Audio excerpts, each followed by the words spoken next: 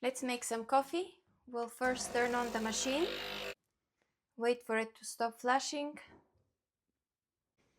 These buttons here have been set to close to the minimum because that would influence how much coffee has been grinded in here. So we just put the basket here. It's set to 2 shots to double coffee. We press it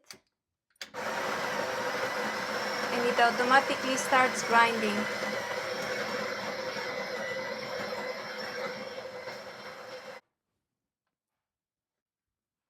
We have now got us enough coffee to make 2 shots.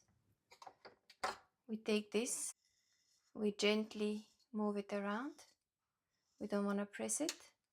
Now the coffee has been compressed. We clean here. We put this back. We take the basket. We put it here.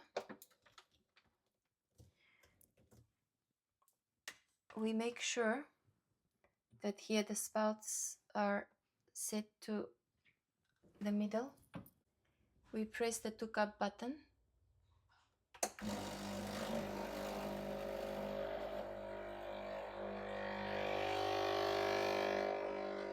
It comes to temperature.